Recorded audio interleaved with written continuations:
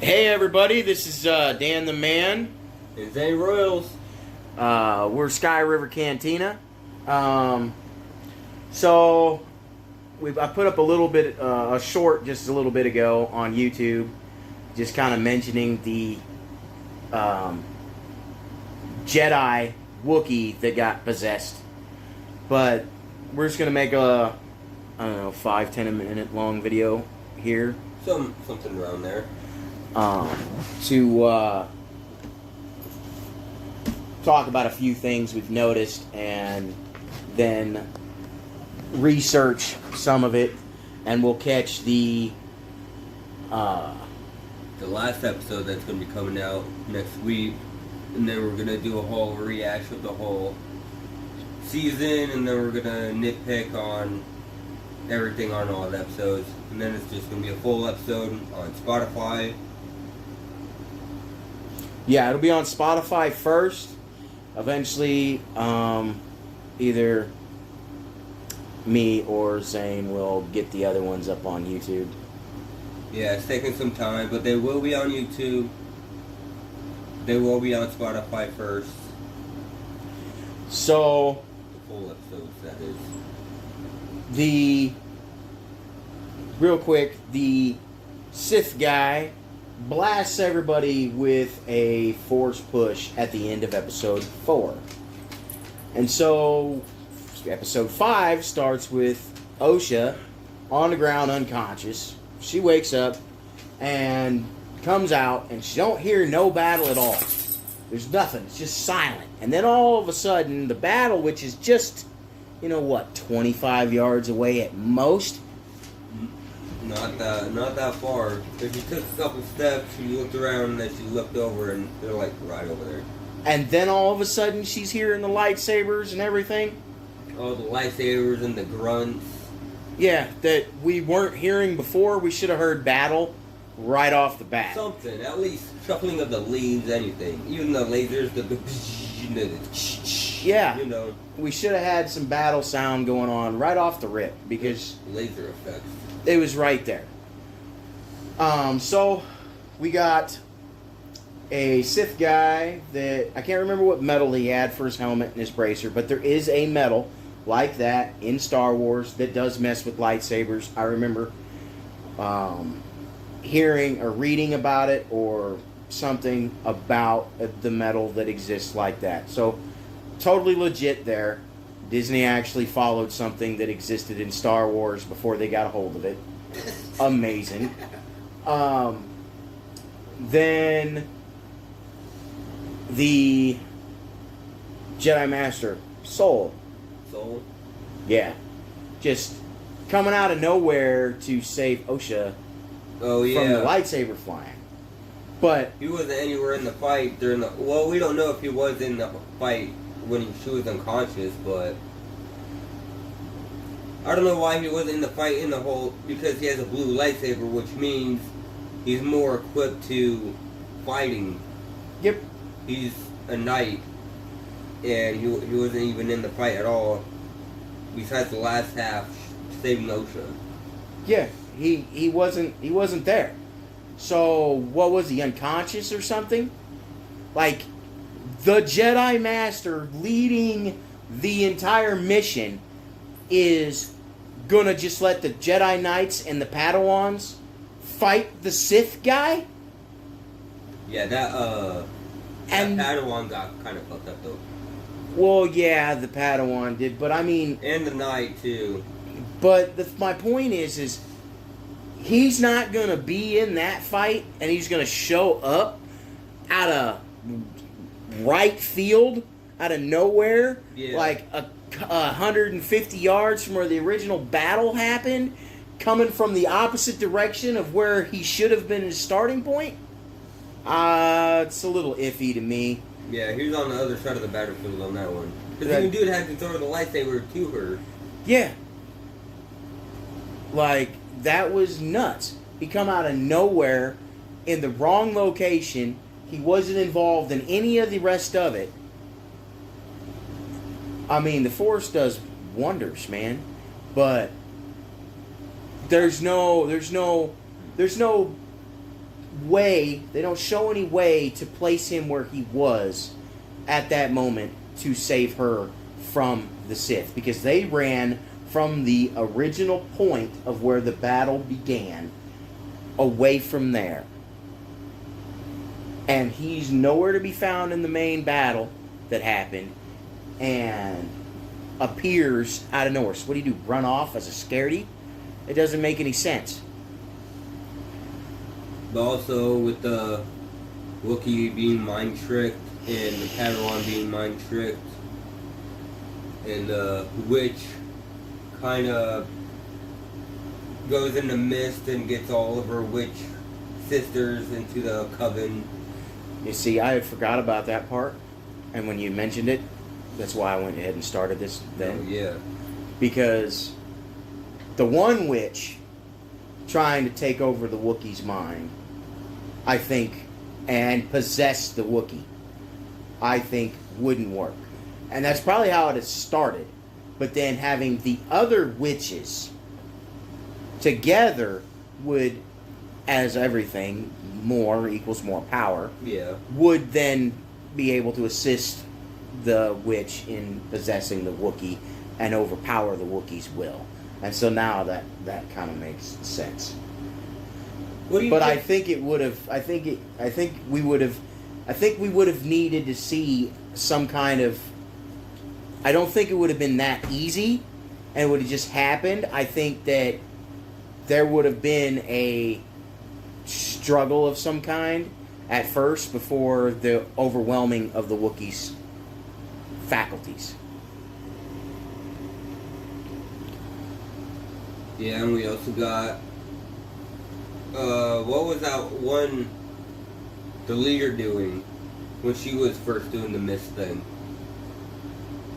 Oh, so I think so. You're talking about the she was going after the mother with the circle-y thing on her forehead. Yeah, I'm trying to get names up right now, but So she was trying to actually stop what was about to happen, and Soul didn't know, and he misread it, and he stabs her with the lightsaber because he don't know. This woman's just all of a sudden misting into the Force directly in front of him like this, and he doesn't understand what's going on and knows that things are about to be aggressive, and he just reacted and he killed her. So, which kind of messed up a whole lot of... Which kind of definitely messed up things, because without her to diffuse the situation, there was no way in any way that it was going to end up well. It was going to be a fight no matter what. So, yeah. Mother Amnesia.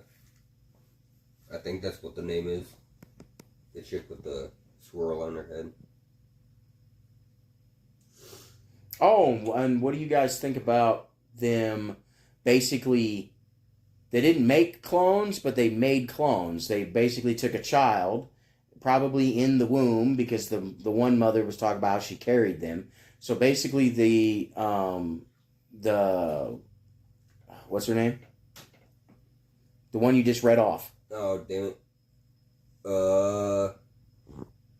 Mother and Anna... See... Anna... How would you say that? Anesia, basically. Anesia? I'm going to say Anesia. Mother Anesia.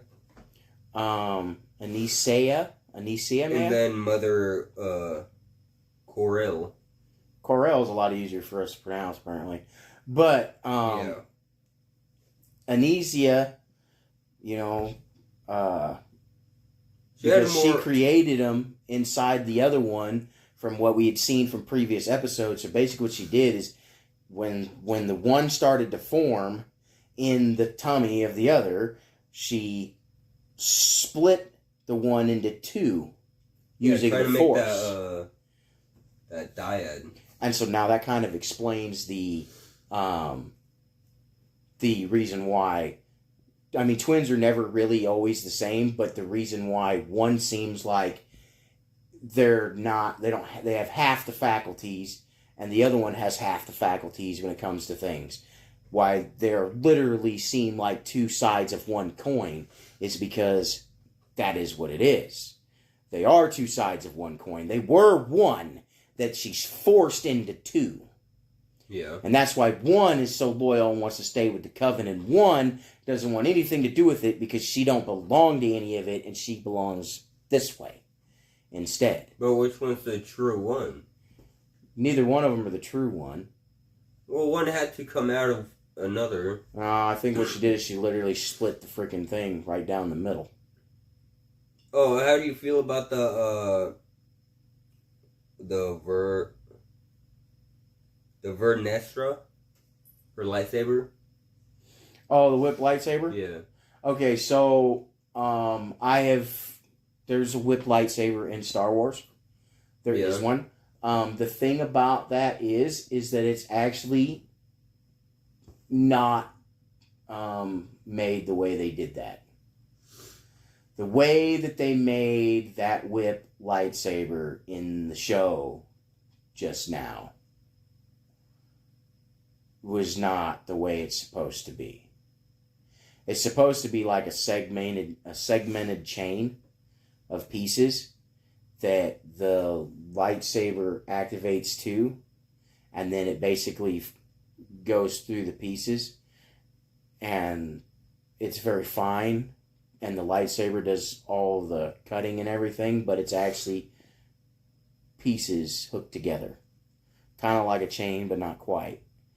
And that's how it's supposed to be. In the hilt or the blade? The hilt is the hilt, and then there's actually segments of the deal, and when they activate it, it whips out and activate it, and then it basically reflects and moves the lightsaber through the different segments,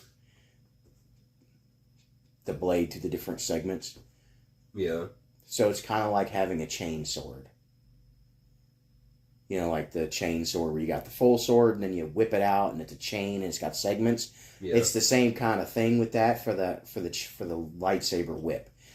The way they did it, come on, guys. I mean, we're talking that basically the lightsaber activated and come out nice and straight, and then it flops around. And it's not just as short, it's long. I'm not really sure if it came out straight. It did. I seen it come out, and then it turned into a whip, and then when it come back, when she pulled it back in, it turned into a solid lightsaber blade, and then went down. So it's a setting on her lightsaber for it to be a whip. Do you think that was the same thing that would have happened with the quotation Sith? The markings on his back? Do you think that could have been from the same lightsaber? That's interesting. Because it said it was a stab in the back, but that doesn't even look like a stab wound. That looks like... It's a slash. Yeah, that's a slash. And two of them, actually. It's slashed and slashed. Yeah. But my thing on that whole deal is guys, the blade came out and whipped around as a whip, and when it came back, it hit stuff on the way back. It didn't cut anything. It's not... You have literally a plasma blade that can cut through anything, and it's flopping around. There's a reason why the original one was the way it was. The segments kept it from being able to just contact anything and destroy it. You had to actually use the whip as intended as a whip to actually cut and pull and do stuff with it. Well, we only did see it once, which was... I don't even know why that was... I don't see that as feasible in any way, shape, or form. We're talking about you're trying to take one thing and then you're trying to turn it into a completely different... There's a field, a containment field that goes around that lightsaber that helps focus. Like, there's everything. Like, the whole thing. And you just negated all of how the science fiction makes it work and just turned it into fantasy. Literally just fantasy. Yeah, that's why we got this podcast. To see if this shit works in the Star Wars universe. If it doesn't work in the Star Wars universe, then it doesn't work. That wouldn't be feasible.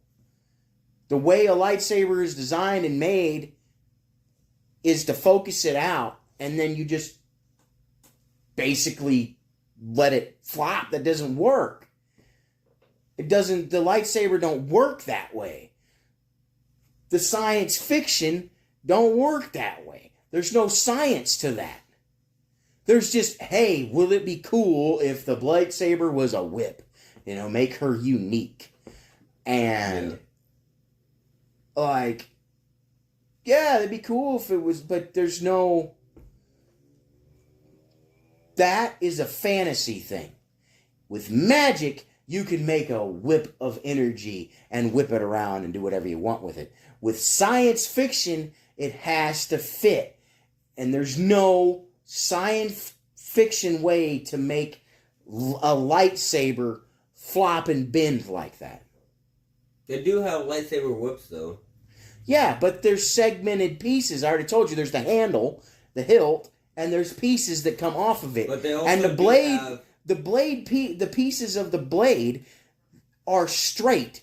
So it comes out straight, and then it hits that next segment, and it goes straight across that segment, and then it hits that next segment and goes straight across that segment. It's segmented pieces that are all straight blades, all connected together, coming from the emitter, and the emitter's shooting it out, and it's hitting the other deals, like mirrors, but not quite.